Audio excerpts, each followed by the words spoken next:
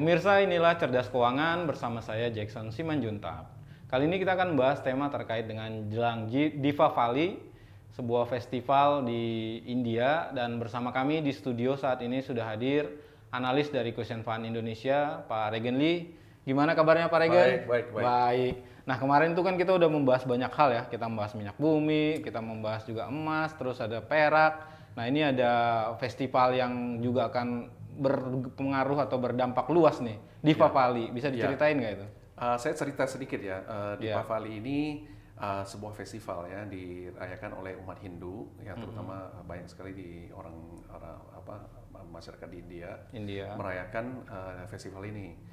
Diwali ini festivalnya disebut juga festival cahaya. Jadi sedikit cerita ini, agak rileks sedikit, sedikit. Jadi sejarahnya itu adalah seorang raja yang namanya Rama, yang kita tahu ya. Nah, dia punya seorang istri namanya Sita. Ya. Rama Sita yang umum kita tahu itulah ya. Nah, satu hari itu ceritanya bahwa si Sita ini diculik oleh seorang raja jahat yang ada di sebuah tempat namanya Langka.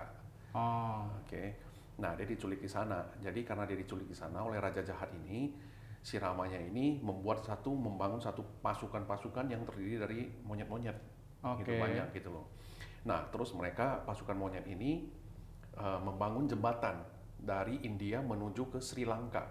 Jauh jadi tuh ya. Dia bawa pasukannya dari sana ke sana, terus habis itu menyerang ke Sri Lanka, menyelamatkanlah si istrinya ya, si Sita ini, gitu. Akhirnya raja yang jahat ini juga berhasil ditaklukkan, gitu, dan istrinya juga berhasil bawa pulang lah, diselamatkan, gitu. Nah, dalam perjalanannya pulang menuju jembatan itu dan masuk ke kotanya tempat tinggal mereka, yaitu di Ayodhya. Ya, itu sudah ada jutaan lampu di situ. Banyak sekali lampu-lampu sudah ada di situ. Kemudian masyarakat di sana itu menyalakan lampu untuk menyambut kedatangan mereka, kemenangan mereka, kedatangan istrinya si raja ini, gitu. Nah, kenapa menyalakan lampu? Supaya untuk menyinari mereka itu, supaya mereka kelihatan itu kan di malam hari. Jadi mereka bisa lihat jalanannya itu pulang kemana, gitu. Nah, akhirnya tradisi ini berlanjut. Ini sudah dimulai dari semenjak 2.500 tahun yang lalu sudah dilakukan. Tua banget ya. Iya gitu. Jadi simpel aja, Diwali itu untuk merayakan. Nah, dipercaya juga bahwa Raja Rama ini adalah reinkarnasi dari Dewa Wisnu. Gitu. Jadi simple. Sebenarnya Diwali itu seperti ini.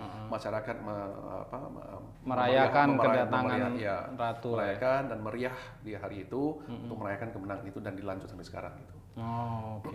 Nah, ini kita jadi tadi kita bicara sejarah. Kaitannya ini terkait dengan komoditas nih seperti apa ini, Pak Regen? Di Diwali ini itu adalah satu boleh dibilang tradisi di mana di hari itu untuk merayakannya itu semua mereka memberikan hadiah berupa emas.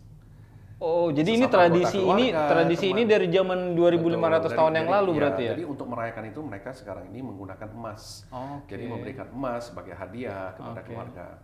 Nah, emas ini dipercaya oleh masyarakat Hindu atau masyarakat India yang merayakan Diwali itu adalah bisa menghilangkan energi negatif yang ada di rumahnya atau di sekelilingnya, gitu. Kalau sesama warga India gitu kan, seberang rumah kamu juga ada membeli emas, kemudian saya juga membeli emas. Jadi kan sesama satu tempat itu semuanya pakai energi emas negatif, semua. Energi negatifnya nggak ada, gitu.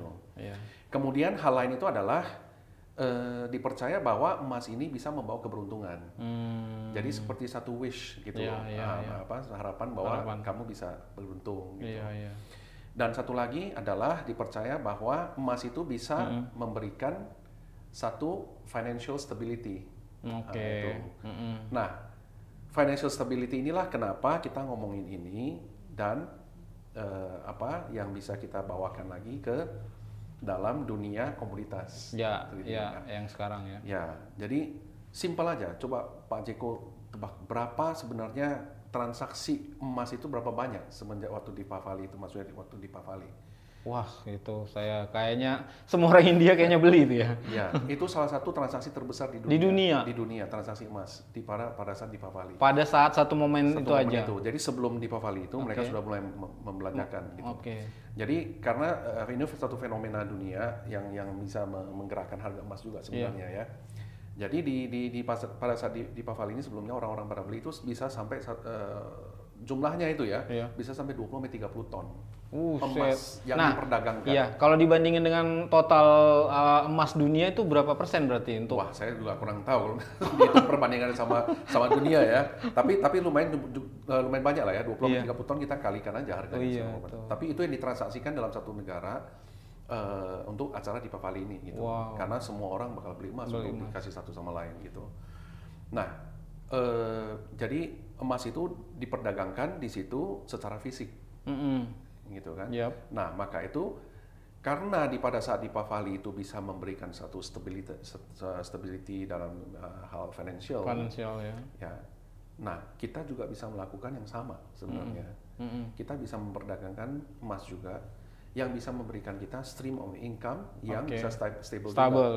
Ya, bisa stable juga di kita, yaitu dengan cara trading options. Trading option. Nah, trading options yang diperkenalkan oleh Pak Alvin. Ya.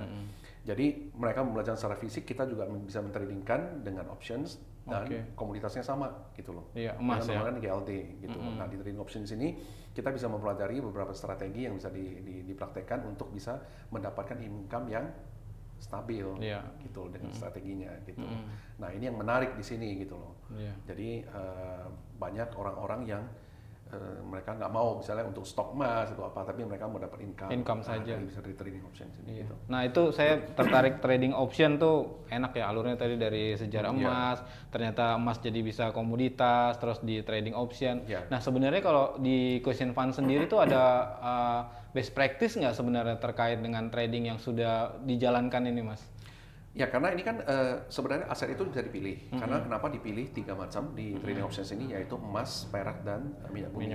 Karena 3 aset komoditas ini yang tidak bisa nol. Bisa. Semua orang itu pasti menghargai 3 komoditas ini. Ada nilainya gitu loh. Nggak mungkin rugi lah ya. Betul. Jadi di sini selalu ada nilainya. Jadi kenapa itu yang dibuat jadi safe haven untuk emas dan perak. Kalau untuk minyak itu karena konsumsi dunia ya. Misalnya berbagai macam kebutuhan. Jadi dari sini itu maka itu dibukalah kelas trading options untuk orang-orang yang interested untuk mendapatkan stable income gitu loh per bulannya. Per bulan. Ya, yang dicanangkan oleh Pak Alvin 2-4% profit per bulannya. Per bulan. Nah, kita harus lihat dari pengalaman sebelumnya orang-orang yang sudah ikut dari batch 1 sampai batch 5. Kebetulan saya juga ikut di beberapa batch sebelumnya. Itu kita bisa lihat antusias dari orang-orang yang yang datang, yang setelah ikut itu, dan mereka benar-benar antusias sekali, bisa kelihatan mempelajari ilmu bagaimana cara mereka bisa mendapat income yang pasif, kemudian bisa mendapat pendapatan sampingan, mereka tetap kerja, tapi bisa dari kelebihan uang yang mereka ada, mereka bisa uang bisa dicuankan lagi, dari uang lagi gitu dari sini, dari trading options ini. Nah, sampai Pak Jeko, yang menarik itu adalah sampai ada customer, ada klien kita yang umurnya itu sudah 73 tahun. 73 tahun masih tertarik. Ada satu customer dari Medan, umur 73 tahun masih on fire untuk belajar. Alasannya apa, Pak?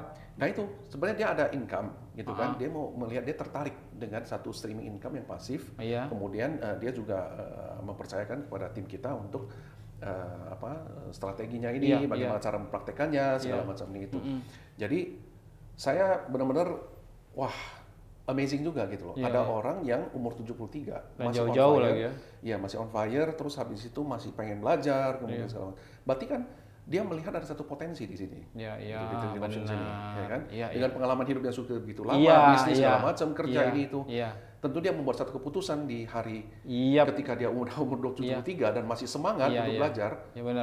Very amazing gitu loh. Jadi juga ada beberapa teman-teman yang kemarin ikut di batch 5 juga udah rencana bakal datang ke center kita untuk belajar juga secara langsung nanti tradingnya seperti apa gitu loh. Artinya kalau misalnya itu orang muda, mungkin dia pengalamannya masih sedikit, tapi kalau udah umurnya 70 kan berarti dia udah melewati banyak trading yang sebelumnya mungkin dia nggak pernah menemukan seperti ini konsepnya.